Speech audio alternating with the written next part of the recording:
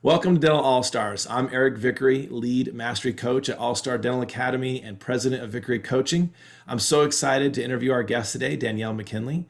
Danielle, who's also known as the HIPAA chick, is a wife, mom, friend, and positive energy enthusiast, which I love. Gratitude is her attitude. She's worked in risk mitigation for 12 years and consulted thousands of practices. She helps dental providers spend more time treating patients, enjoying hobbies, and spending time with family and friends by simplifying HIPAA, PCI, and OSHA compliance for their business. Her passion is helping doctors, dentists, and business associates understand how to get compliant and how to protect themselves from a compliance incident with minimal time and resources. She's found a way to have fun with compliance. She's here to connect and help. And so welcome, Danielle. I have always been reluctant to speak on HIPAA with my clients because I don't want to risk giving outdated information. So I'm very excited to pick your brain today. Thank you for joining me. Yeah, thanks so much for having me. Happy to do it. Anytime I can help, I am all in. Awesome. Well, I really want today to be beneficial to those listening because it's one of those subjects, like I said, that people don't always want to touch unless they really know what they're talking about. I know you're the expert in this. And so let's jump in and give some valuable information to those offices listening. I mentioned in there, I'm reluctant to talk about it because I feel like things are changing. I feel like if I talk about something, it could be outdated. So I tend to be more broad and say, here's someone to talk to, let's get focused this way. So having said that, what is the biggest changes in compliance that we should, be aware of right now? Yeah, so their compliance is always changing, like you said. So it makes sense why you feel that way. And I totally love what you said about, the hesitancy, right?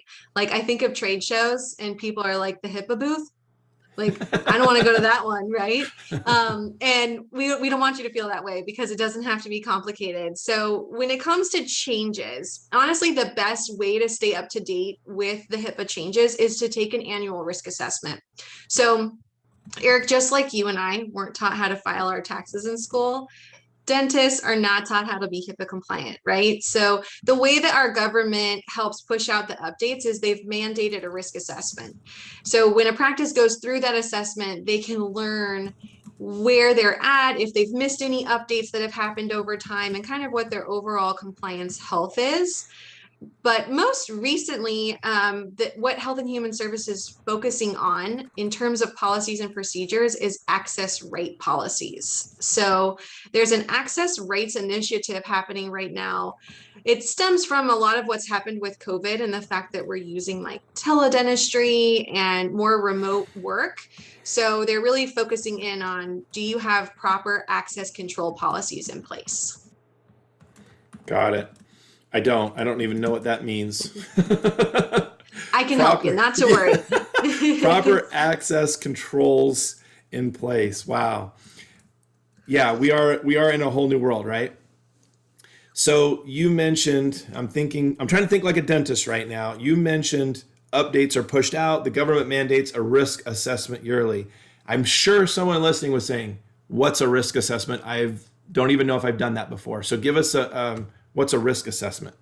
Yeah, so risk assessments can happen a couple of different ways. Like HHS.gov has one on their website. I don't necessarily recommend it. It's not the most user friendly, but basically it's a questionnaire that you go through that asks about all of the compliance requirements. And at the end of it, you'll know you've done one if you've received a report.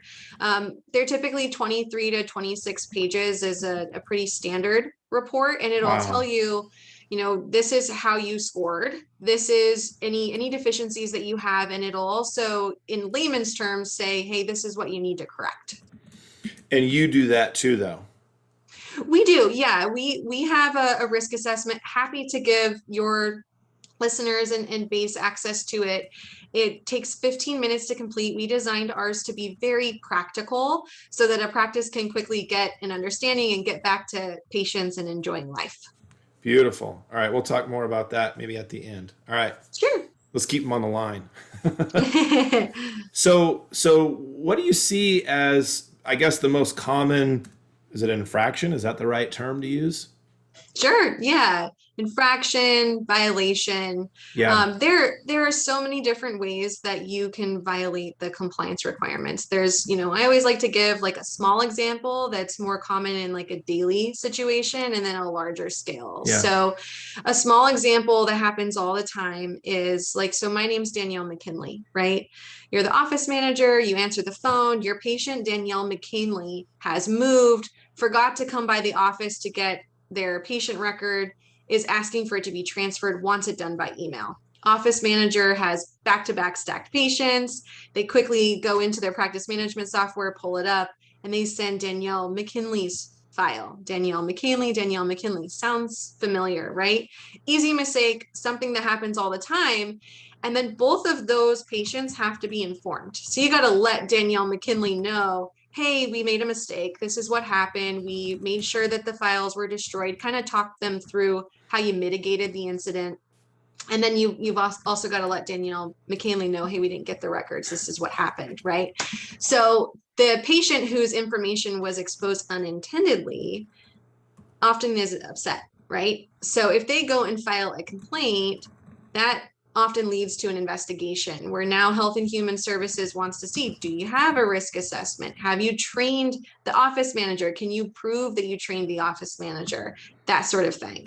So those smaller infractions, like you call them, those are going to be more common and not always something we read about in the media because they're done through like an investigation situation. Larger scale, and definitely the biggest threat to the dental community today is going to be ransomware or malware. So you're, checking your personal email maybe on your lunch break and you're waiting for a delivery and you get a delivery notification that looks legitimate. But if you just take that extra second to click on the email address, you'll see that it's not, FedEx or Costco or PayPal. And now you've put malware into the computer systems. Yeah, they click on a link. I had someone send me an email that said, "Hey, I think you've been hacked. You're sending me this stuff." And I said, "Check to see who it's really from. It might say Eric Vickery, Yeah. but it's not really my email address, And they think I've been, hacked in some way, but that's not right. I haven't been hacked. It's just somebody using my name." Yeah, well, what happens is cyber criminals are very intelligent. They think like a criminal, okay? So they study oftentimes the environment of an organization before they actually target them. So what they may have realized is that, oh, the person that we want to click on this opens emails from Eric. Eric, yeah. Gotcha. They're looking at behind the scenes. So Yeah. when you mentioned triggers and investigation, are there practices getting hit with penalties for this? Yeah, absolutely. So the ones that we read about in the media are going to be the larger scale incidents where there was massive information exposed, like 500 or more records. But then there's incidents that you can look up too that are happening like around the access control policies we talked about at the beginning, where they're getting hit with 30,000, 18,000. A business associate agreement, there was one they were hit with 120,000 because they didn't have it. So the thing is that the penalties have a very wide range. And the laws are super gray. So it depends on, what representative is handling that incident within HHS or Office for Civil Rights. And, to give a ballpark, it ranges from 10,000 up to 1.5 million that we see. So it can be absolutely crippling for sure in the private space. And you just mentioned a term I hear all the time, business associate agreement. What does that mean? Yeah, so this is one I'm glad you asked because this is one of the big misconceptions that I talk about a lot. So a business associate agreement is not like a business partner. It's a vendor that you work with that has access to patient health information or patient identifiable data. Could be their full name, their billing information, like an accountant if they're, a collection agency.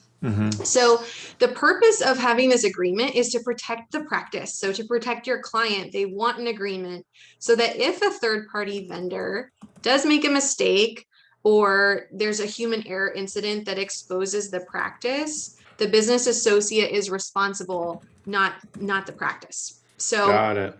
the misconception is that Business associates are being proactive by having their own agreement and giving it to a practice. Like Henry Schein does this, Patterson does this, a lot of IT providers do this today. And what they're basically doing is they're saying, hey, I know that I might come in contact with sensitive information. I'm aware I have a responsibility to protect it. This agreement is showing you proof of that. So it's just almost like a courtesy. They are required to have their own agreement. They're just being proactive and saying, hey, here you go.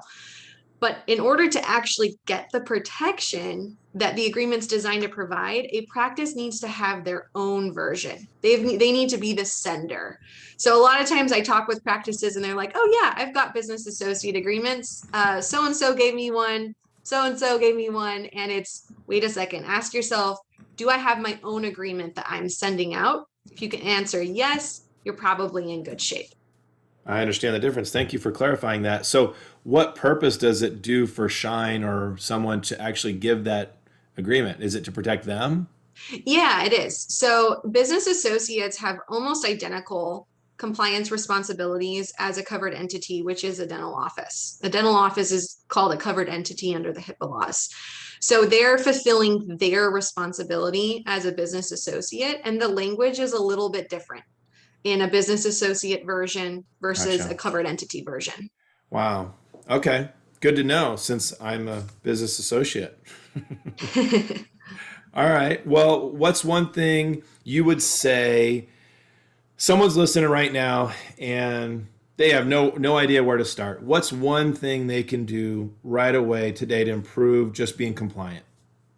Yeah, I know that HIPAA can feel overwhelming, and there's lots of courses and things that you go to and you walk away and you're like, that was so much information. Where do I Yeah. even begin? Yeah. For sure, if that is how you're feeling, start with a risk assessment, because the risk assessment is going to give you that roadmap of, Hmm. okay, I know where I'm starting at, I know where I need to go, and you can really develop that corrective action plan on how to get there. Okay. That seems simple. And now, maybe what's something that doesn't exist anymore that people believe exists, or it's been rumored that this exists, and it just keeps feeding and feeding, and you laugh at it when you hear it. Like there's got to be something that we're believing that's not legit, right? Yeah, so a couple of things come to mind when you say that. So one is actually around business associate agreements. Labs do not need, you don't need to send your labs these agreements anymore. Oh, The okay. law changed years back and they're now covered entities. So practices are always like, but my labs, they need them. Your labs don't need a business associate agreement. Okay. And then the other one would be around training. So, especially with everything we've all been through with COVID and like all the Zoom meetings and the webinar fatigue, as everyone's calling it, like people were like, yes, this is the time I can get my staff trained. And you may have gone to a CE webinar and thought, okay, I checked the box of my annual training, and that isn't always the case. So there's more things that are tied into the mandatory training requirements. So I do hear that one pretty often recently because of sort of the time we've all lived through recently. So basically, what you're saying is we think we just need to get the CE credit signed off, but there's something more there that has to be done, is what you're saying. Yeah. So with HIPAA training specifically, there's three things that a practice needs to prove. One, they need to be able to reproduce their training material to show that it is correct and current and up to date. Number two, they've got to show accountability. So we can all agree HIPAA is not exciting. You're not going to be sitting in a comedy show while you're going through HIPAA training, right? Unless I'm doing it, maybe. But but you got to show that you paid attention and you understood it. So there's always got to be a quiz that you get a certificate and shows, yes, I digested and retained this information.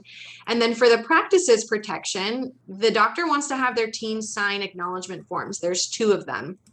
Acknowledgement that they received access to the updated policies and procedures, and that they received training and they are willing to do what's required of them to protect the patient data.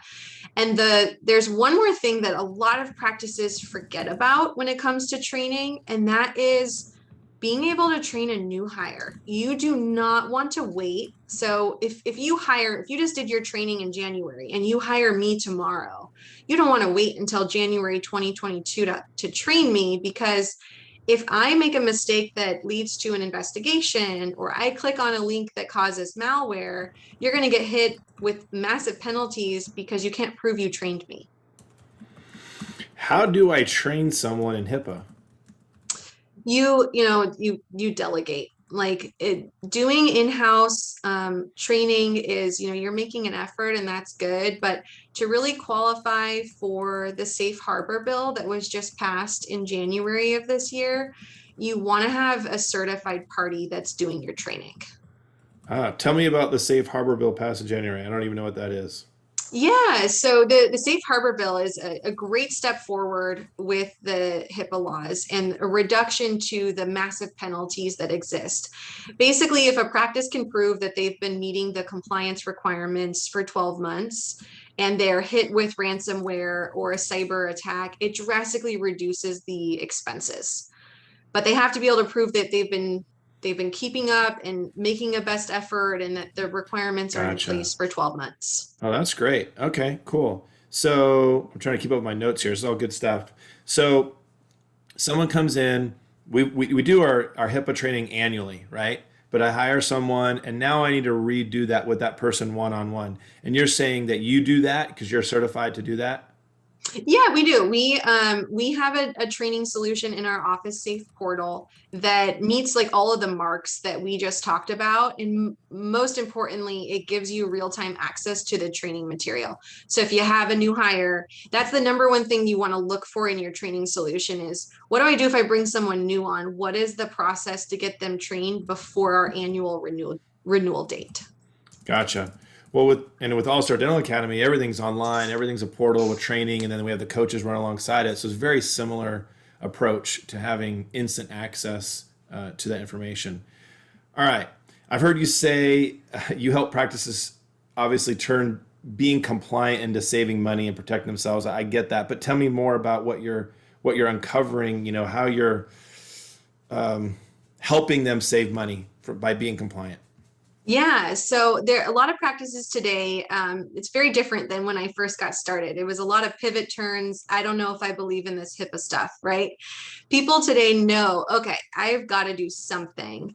So it's very rare that I encounter a practice today that has absolutely nothing in place, right? So when they're making an effort, they're working with multiple vendors. Maybe they have an OSHA person that comes in, a HIPAA person that comes in. Maybe they bought their manual and they work with an attorney for updates, for example, right? Yeah, yeah. So what we're doing and how we're turning compliance into savings is we're looking at all of those aspects. And because our solution is a one-stop, holistic, like complete automated approach, we're able to eliminate those expenses. And more often than not, we find more money than our program costs. So Mm. they're ultimately turning compliance into savings because they're eliminating these other vendors.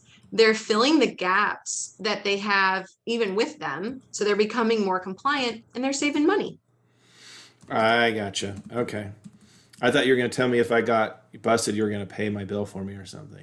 No. Well, in a roundabout way, our program does come with financial protection. So because Awesome. getting compliant doesn't make you bulletproof, it makes you Sure. prepared, right? So we do round out our service with financial protection so that practices can avoid the expenses for cleanup.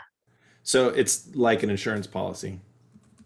There is an insurance policy attached, Yeah. yes. Okay. Got it. Awesome. All right. Let's see.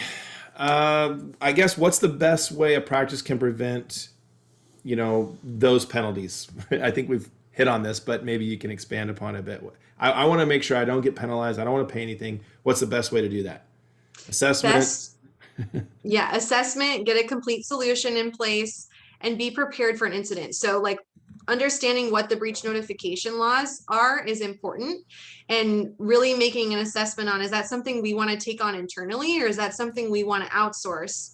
Because it can be time consuming, and you want to compare, that happens to me, how much time am I looking at having empty chairs in my office? Because that Hmm. means you're losing revenue too. So risk assessment, get a solution, have a plan for an incident happening so that you're prepared to go through it and you're really able to minimize the expenses and the downtime. Gotcha. And you mentioned before the assessment is somewhere online, right? It's at your website. Why don't you give that out or email or something to someone here? If they're listening, they can go check it out. Yeah, sure. So I put together some free, like, compliment, no obligation, just Mhm. want to help. And you can access the risk assessment and some other tools at www.pcihipaa.com/Danielle. Make sure you spell HIPAA with two A's, HIPAA.com. Not two P's, two A's either. It's just, Yeah, yeah, that was great clarification there, Eric. all right. Well, and as with All Star Dental Academy, we're all about coaching and training and mastery. I imagine it takes a lot for someone to completely understand this. So I'm assuming you walk alongside people and help them through this and really understand it. Is that correct? Yeah, the thing is like our main goal is for practices to be able to do what they love, which is treating patients and then enjoying their personal life. So we really take on majority of the work in this area. I talk to my doctors a lot about like the importance of productivity, which I know you do as a coach. And when you look at peers that you're like, gosh, they're crushing it, and you really analyze like, okay, what are they really doing different than me? What you're always going to find is they've become masters at delegation and they've learned to focus only where their strengths are, and where they're weak, they find someone who's strong. And compliance is definitely something that I tell practices to outsource. It's just not something that's worth the headache to try and become strong at it. Yeah, I can't tell you how many times I say to a doctor, look, I just want you doing what you're legally obligated to do, treating patients. And Mhm. if you have access to someone who's a master at this, study them, learn as you go with them and figure it out, but bring them on board to figure it out so that you have peace of mind knowing it's being done correctly. So, Sure. for us in coaching and helping on the production and collection and case acceptance side and getting new patients in and preventing cancellations, of course, we're here for you at Dental All Star. You can obviously email Heather at allstardentalacademy.com and she'll talk with you about what we offer. But if you want help with HIPAA compliance and making sure you're protected, it takes the HIPAA chick to get you dialed in, right? Well, thank you so much, Danielle. I really appreciate your time. I know this was valuable for everyone listening. So thanks again for those who are listening, for joining us and taking the time to invest in yourself. Please share this podcast with your friends, your colleagues, and of course, be sure to subscribe to the channel. And until next time, go out there and be an all-star.